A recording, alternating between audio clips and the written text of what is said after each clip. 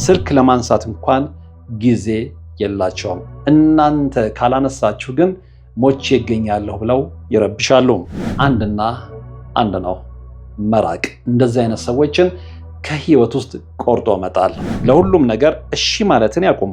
የማይመቸውትን ነገር አይሆንም ማለት ይልመዱ። በክፉ ሰዎች እንዳትበዘበዙ ወይም ደግሞ እንዳይወሰድባችሁ ተጠንቀቁ። እየሳቁ የሚወጉን፣ እየደገፉ የሚያጠፉን አስመሳይና ክፉ የሆኑ የራሳችን ሰዎች ናቸው።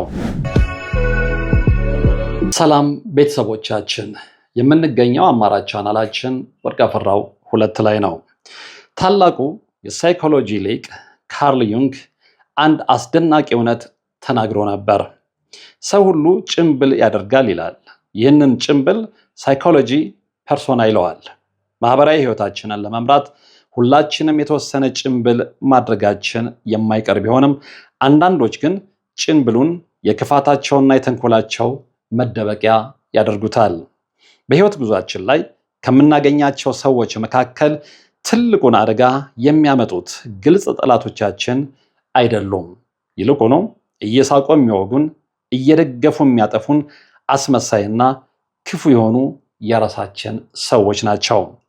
መጽሐፍ ቅዱስ በምሳሌ 26 24-25 ላይ ይህንን እውነት በግልጽ ያስቀምጠዋል። ጠላት በከንፈሩ ያስመስላል፣ በልቡ ግን ተንኮልን ያኖራል። በቃሉ ባማለለህ ጊዜ አትመነው፣ 7 ርኩሰት በልቡ አለና። በዚህ ቪዲዮ እነዚህን መርዛማ ሰዎች እንዴት መለየት እንደምንችል ሳይኮሎጂና መለኮታዊ ቃል ምን እንደሚሉን እና ከሁሉም በላይ ደግሞ ራሳችንንና ሰላማችንን ለመጠበቅ እንዴት በብልሃት ልንርቃቸው እንደሚገባ በጥልቀት እንመረምራለን። ራስዎን ለመጠበቅ እስከ መጨረሻው አብረውኝ ይቆዩ። የአስመሳይና ክፉ ሰዎች የሳይኮሎጂ መገለጫዎች። ሳይኮሎጂ ክፉና አስመሳይ ሰዎችን የጨለማው ስላሴ ወይም ዘ ዳርክ ትሬድ በሚባለው ባህሪ ስር ይመድባቸዋል። እነዚህም ናርሲሲዝም፣ ልክ ያለፈ ራስ ወዳድነት፣ ማኪያቬሊያኒዝም፣ ሌሎችን መጠቀሚያ ማድረግና ሳይኮፓቲ፣ ለሰው ህመም አለማዘን ናቸው። እነዚህ ሰዎች በህይወታችን ሲመጡ የሚከተሉትን 3 ዋናውና የሳይኮሎጂ ስልቶች ይጠቀማሉ። 1. ማደናገርና ራስን መጠራጠር። አስመሳይ ሰዎች ስህተት ሲሰሩ ጥፋተኝነቱን ወደ እርሶ ያዞሩታል። እውነታውን በመቀየር እርሶ ራስዎ በራስዎት ማህደረ ትውስታና አእምሮ ላይ ጥርጣሬ እንዲያሳድሩ ያደርጋሉ። እኔ እንዲህ አላልኩም፣ አንተ በጣም ስሜታዊ ነህ በማለት የእርሶን ስሜት ያንኳስሱታል።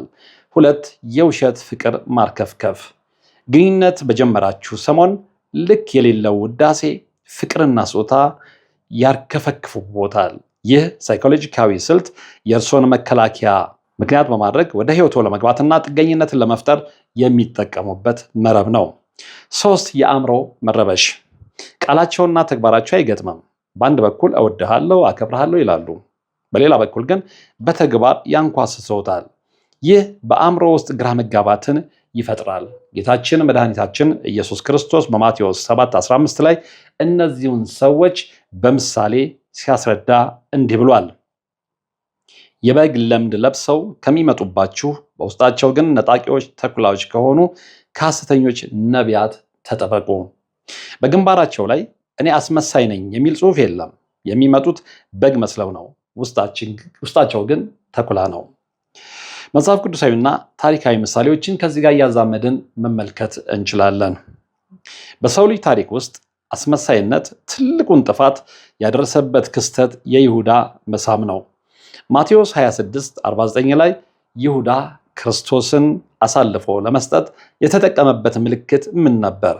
መምህር ሆይ ሰላም ለአንተ ይሁን ብሎ መሳም ነበር።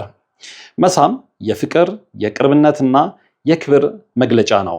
ነገር ግን ክፉ ሰው ሲጠቀምበት የመሸጫ ምልክት ይሆናል።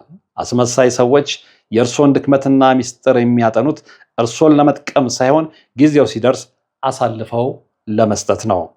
ሌላው አስደናቂ ምሳሌ በብሉይ ኪዳን የምናገኘው የንጉሥ ዳዊት ልጅ አቤሴሎም ታሪክ ነው። አቤሴሎም የአባቱን መንግስት ለመንጠቅ የፈለገ ጊዜ ያደረገው ነገር በሁለተኛ ሳሙኤል 15:5 ላይ ሰፍሯል። ማንም ሰው ሊሰግድለት በቀረበ ጊዜ እጁን ዘርግቶ ይዘውና ይስመው ነበር።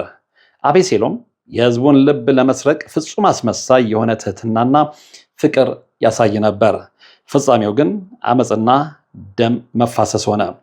ዛሬም በዙሪያችን ያሉ አቤሴሎሞችና ይሁዳዎች ሊኖሩ ይችላሉ። የእነሱ መልካምነት ፍላጎት ያላቸውን ነገር እስኪያገኙ ድረስ ብቻ የሚቆይ ጊዜያዊ ማደንዘዣ ነው። እንደዚህ አይነት ሰዎችን በዙሪያቸው ፈትሹ። የክፉና አስመሳይ ሰዎች 7 መለያ ምልክቶች ልብ ብላችሁ እንድትሰሙኝ እፈልጋለሁ። የክፉና አስመሳይ ሰዎች 7 መለያ ምልክቶች። እነዚህን ሰዎች ከህይወታችን ለማራቅ በመጀመሪያ በደንብ ልንለያቸው ይገባል። ሳይኮሎጂ እና የመጽሐፍ ቅዱስ ጥበብ የሚያሳዩን 7 ዋና ዋና ምልክቶች የሚከተሉት ናቸው። 1. ከጀርባ ማማትና ወሬ ማመላለስ። በአንተ ወይም በአንቺ ፊት ሌላውን የሚያማ ሰው በሌላው ፊት አንተን ወይም አንቺን ማማቱ የማይቀር እውነት ነው። ምሳሌ 11:13 ወሬኛ ሚስጥርን ይገልጣል፣ በመንፈስ የታመነ ግን ነገሩን ይሰውራል ይላል። 2. በሌሎች ውድቀት መደሰት። የእርሶ ስኬት ሲሰማ ፊታቸው ይጠቁራል። ችግር ሲገጥመው ግን ውስጣዊ ደስታቸው በፊታቸው ላይ ይነበባል። 3. ሁልጊዜ ተበዳይ መሆን። ምንም ጥፋት ቢያጠፉ ጥፋቱን አምነው ይቅርታ አይጠይቁም። ግትሮች ናቸው። እኔ ያልኩት ብቻ ካልሆነም የሚሉ ናቸው። ሁልጊዜ ዓለም የበደለቻቸው ምስኪን መስለው መታየት ይወዳሉ። 4. ለጊዜያዊ ጥቅም ብቻ መቅረብ የሚወዱ ናቸው። ፍላጎት ሲኖራቸው የቅርብ ሰው ይሆናሉ። ፍላጎታቸው ሲያልቅ ግን ስልክ ለማንሳት እንኳን ጊዜ የላቸውም። እናንተ ካላነሳችሁ ግን ሞቼ ይገኛለሁ ብለው ይረብሻሉ። 5. የሌሎችን ስም ማጥፋት። እርሶን መቆጣጠር ካቃታቸው በሌሎች ዘንድ ያለውትን ስም ለማጥፋት ከጀርባው ሴራ ይሸርባሉ። 6. ቀናተኝነትና ምቀኝነት። ምሳሌ 27:4 ላይ እንደተጻፈው ቁጣ ጨካኝ ነው፣ መዓትም እንደ ጎርፍ ነው። በቅናት ፊት ግን መቆም የሚችል ማን ነው? ቅናት የክፋት ሁሉ ምንጭ ነው። 7. የውስጥ ሰላምን መንሳት። ከነሱ ጋር ተገናኝተው ሲለያዩ የሰላም መታወክ፣ የኃይል መሟጠጥና የባዶነት ስሜት ይሰማዎታል። እንዴት እንራቃቸው? ይህ እጅግ በጣም ወሳኝ የሆነ ክፍሉ ስለሆነ የበለጠ ትኩረት ሰጥታችሁ እንድትሰሙኝ እፈልጋለሁ። ታዲያ እነዚህን ሰዎች ስንለይ ምን ማድረግ አለብን? መጽሐፍ ቅዱስና ሳይኮሎጂ የሚሰጡን መፍትሄ አንድና አንድ ነው፣ መራቅ። እንደዚህ አይነት ሰዎችን ከህይወት ውስጥ ቆርጦ መጣል። ሐዋርያው ጳውሎስ በሁለተኛ ጢሞቴዎስ 3:5 ላይ አስመሳይ ሰዎችን ከዘረዘረ በኋላ የሰጠው ጥብቅ ትእዛዝ ከነዚህ ደግሞ ራቅ የሚል ነው። አስተምራቸው፣ ለውጣቸው፣ ተከራከራቸው አላለም። ራቅ ነው ያለው። ራቅ። ክፉ ሰዎችን በብልሃት ለመራቅ የሚከተሉትን 4 ሳይኮሎጂካዊ መንገዶች ይጠቀሙ። 1. የአምባገነን ድንበር ማበጀት። ድንበር ማበጀት ሌላውን ሰው መጥላት አይደለም፣ ራስን መውደድና ማክበር እንጂ። ለሁሉም ነገር እሺ ማለትን ያቁሙ። የማይመቸውትን ነገር አይሆንም ማለት ይልመዱ። 2. የግራጫ ድንጋይ ዘዴ። ይህ በሳይኮሎጂ በጣም ውጤታማ ዘዴ ነው። አስመሳይ ሰዎች የእርሶን ስሜት መብላት ይወዳሉ። ከእነሱ ጋር መገናኘት ግድ በሚሆንበት ጊዜ እንደ ግራጫ ድንጋይ ምንም አይነት ስሜት አታሳዩ። አጭርና አሰልቺ መልስ ብቻ ስጧቸው። ስሜትዎን መመገብ ሲያቅታቸው ራሳቸው ይርቃሉ። 3. በሚስጥር ላይ አጥር አብጅ። ታላቁ ፈላስፋ ሶቅራጥስ ሚስጥርህን ለጓደኛ አትናገር፣ ጓደኛም ሌላ ጓደኛ አለውና ይላል። መጽሐፍ ቅዱስም በሚክያስ 7:5 ላይ በብብትህ በምትተኛዋ ፊት የፍራፍሬህን ደጅ ጠብቅ በማለት ያስጠነቅቃል። ልቦንና ሚስጥሮን ለሁሉም አይክፈቱ። 4 በምላሽ አለመስጠት ማሸነፍ።